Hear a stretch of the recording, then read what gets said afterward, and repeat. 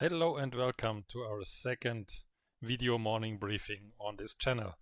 Firstly, I'd like to thank all of you for all the wonderful feedback I received during the last 24 hours for the first morning briefing video.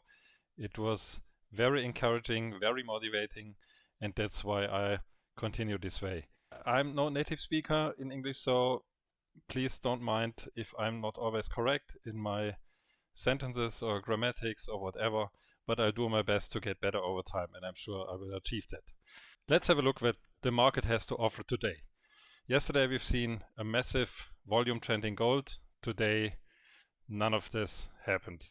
We see some light increase in gold positions, but that's not enough for a volume trend. We see a decrease in Japanese yen positions. The only reason for this is that the traders closed positions in the yen, so this doesn't fuel a trend or stabilize it.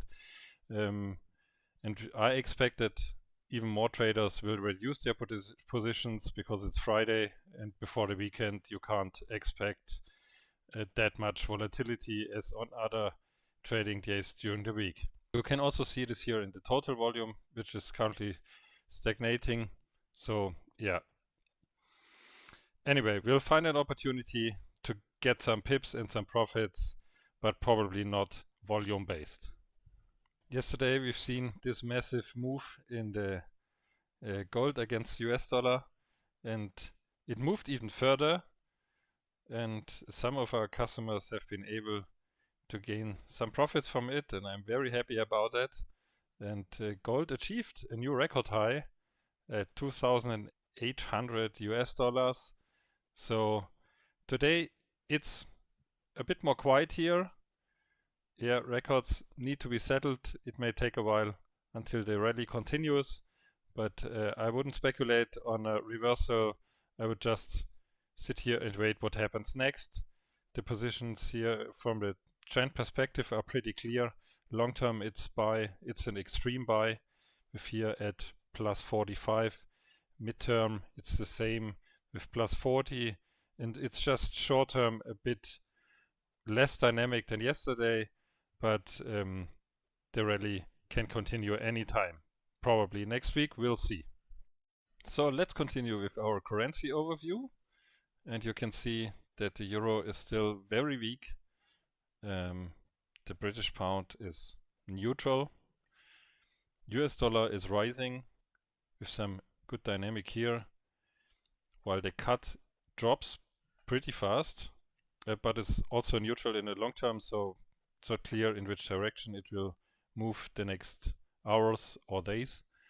Then we have the Swiss franc, which is also a clear sell. Japanese yen is long term a buy, but you see it's pretty split here.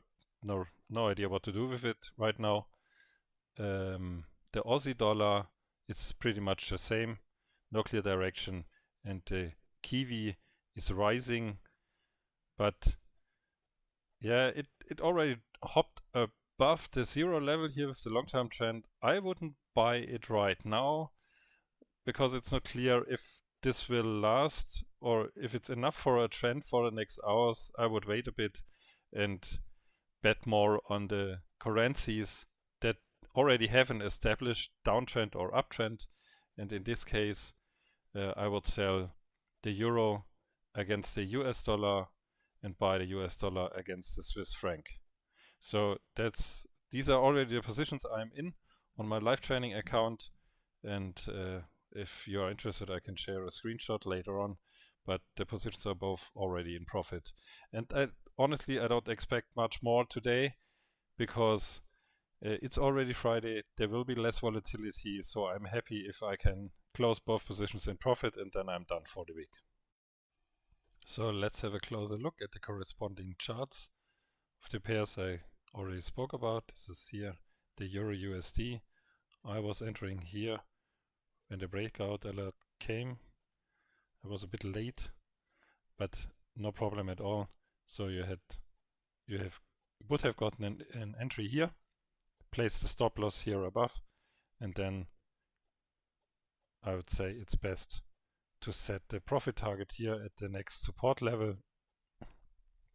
They've proven very reliable So it's good possible that the price will touch this level and then reverse at the very first touch. So I can only recommend everyone using FX levels to get this information on your chart, because you can see where it's best to set your profit targets. Even if it's just a partly profit, you have it safe banked, and then you can still see what happens with the rest of your position. So the same is true for the US dollar against the Swiss franc. The breakout alert would have come here in this area where there has been a resistance level, but it was a pretty young one, and it was already touched a few times, and in the third attempt it broke through. So monitor it with a tight stop. The initial stop would have been here at the support level.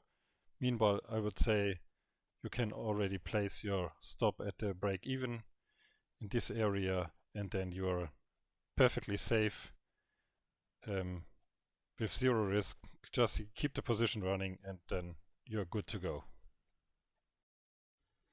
So let's move on with our non-forex symbols, and starting with the Bitcoin as usual, which is still in a stable long-term uptrend, but currently showing some downwards dynamic. It's a bit in a no man's land here. The next support level is here. The next resistance, it's a new one, is here. It's reached only 24% of the daily range already. So yeah, not sure what to do with it. I wouldn't trade it today because there is no clear direction in which it's heading. So we can ignore it for today's trading session. The next one is oil. Here we see a clear downtrend, long term already very strong, with an extreme short-term dynamic here at the lowest level, or close to the lowest level of our FX power, IX power scale. And yeah, it's pretty obvious. Yeah, this resistance is a new one. It holds perfectly. There was a spike to the upside, but no way to continue this up move, and so it's going down, and this here is a good profit target if you want to enter a short position here with a stop loss above the last M5 high. The next one is the Dow Jones, which is in an extreme uptrend, currently losing a bit of its dynamic, but keep in mind this is currently just Dow Jones pre-market. Is more or less just pre-market pricing without real trading,